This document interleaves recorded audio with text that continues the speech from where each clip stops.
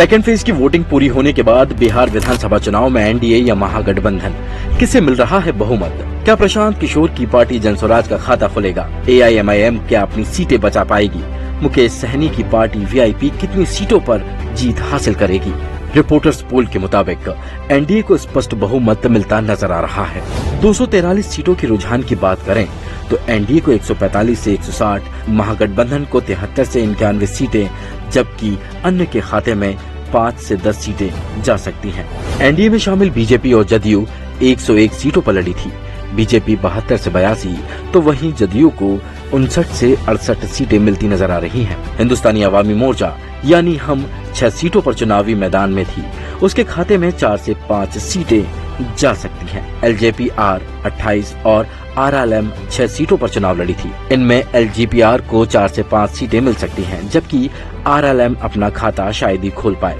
रुझानों से साफ पता चलता है कि एनडीए को 20 से 35 सीटों का फायदा हो रहा है। इस पर एक्सपर्ट कहते हैं, इतने सारे महिलाओं के लिए स्कीम है, 10,000 वाला स्कीम बहुत पॉपुलर हो गया है, 25 मेगावाट पावर है, सोशल सिक्योरिटी पेंशन है।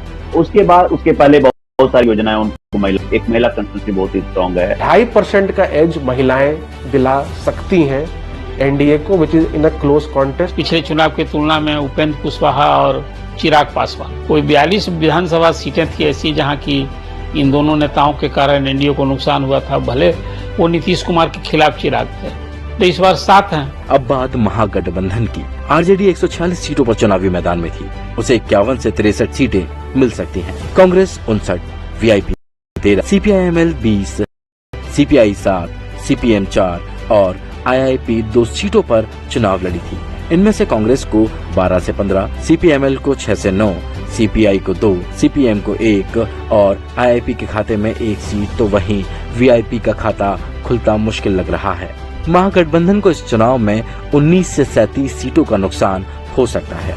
इस पर एक्सपर्ट का कहना है, वोट ट्रांसफर हो रहा है कि नहीं हो रहा है, ये एक समस्या होती है। और ये समस्या इसलिए महागठबंधन के भीतर में ज्यादा है क्योंकि कई सीटों पर फ्रेंडली फाइट हुआ। इसी वजह से तो हुआ कि तालमेल की कमी रही। क्योंकि जो डिस्ट्रीब्यूशन का तरीका था, जो इन्होंने प्रोजेक्ट नहीं किया था अपने लीडर को, डेजिग्नेटेड सीएम को, ये सारी चीजें, तो इसकी खामियाजा तो कांग्रेस को भुगतनी पड़ेगी और कांग्रेस का तो निश्चित रूप से लॉस ही दिख रहा है इसमें। गठबंधन के अलावा जनस्वराज और एआईएमआईएम सहित निर्दलीय उम्मीदवार भी कुछ सीटों पर मजबूत नजर आ रहे हैं। जनस्वराज 240 सीटों पर लड़ी थी, उसे 3 सीटें मिल सकती हैं। एआईएमआईएम 32 सीटों पर मैदान में थी, उसे भी 1 सीट मिलती नजर आ रही है। निर्दलियों की बात करें तो वो